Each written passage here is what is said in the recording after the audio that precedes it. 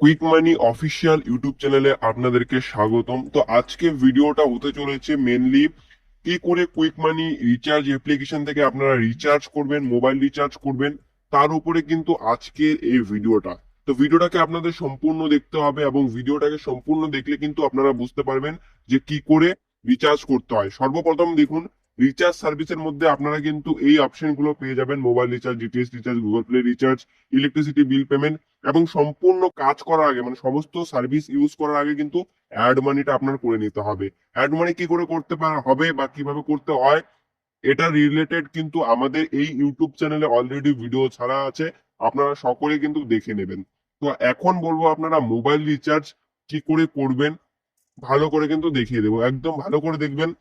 Mobile recharge অপশনে আসতে হবে এবং আসার পরে আপনাকে কিন্তু মোবাইল নাম্বার পুট করতে হবে। ধরুন কাস্টমার আসলো, কাস্টমারের মোবাইল নাম্বার পুট করবেন।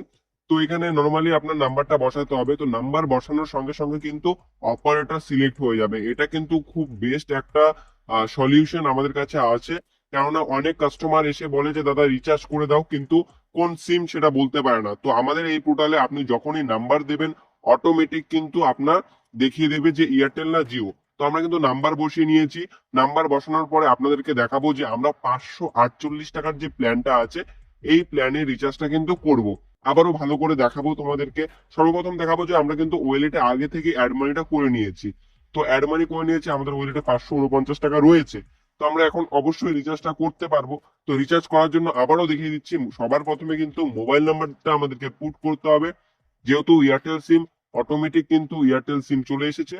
548 এখানে ক্লিক করব, নিচে প্রসিড টু পেতে ক্লিক করব এবং রিচার্জ অপশনে ক্লিক করে নিয়েছি। ক্লিক করার সঙ্গে সঙ্গে একটু লোডিং নিয়েছে এবং দেখিয়ে দিয়েছে যে রিচার্জ কিন্তু সাকসেস। তো একদম এই প্রসেসে কিন্তু আপনারা মোবাইল রিচার্জটা করে নিতে পারবেন এবং মোবাইল রিচার্জ করার পরে আপনারা কত কমিশন পেলেন, কত প্রফিট হলো, সেটা দেখার জন্য কিন্তু ট্রানজেকশন রিপোর্টে আসতে হবে।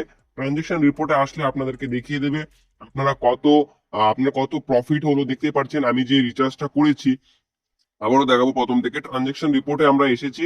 ট্রানজেকশন রিপোর্টে আসার পরে আপনারা দেখুন ওই প্রফিট বলে কিন্তু একটি অপশন রয়েছে। প্রফিট কিন্তু আমাদের 13 টাকা 15 পয়সা। তো 548 টাকা রিচার্জ করে 13 টাকা 15 পয়সা কিন্তু আমরা কমিশন পেয়ে গেছি। তো আপনাদেরকে কিন্তু এইভাবেই কিন্তু রিচার্জ করতে হবে। দেখতে পাচ্ছেন 548 টাকা রিচার্জ হয়েছে এবং সাকসেস কিন্তু হয়ে গেছে।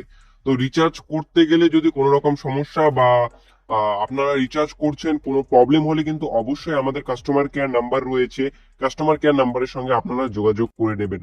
তো ভিডিওটাকে শেষ পর্যন্ত দেখার জন্য অসংখ্য অসংখ্য ধন্যবাদ।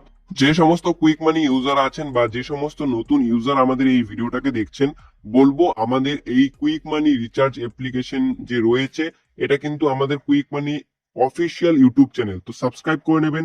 এই ইউটিউব চ্যানেলে কিন্তু সমস্ত আপডেট আসবে।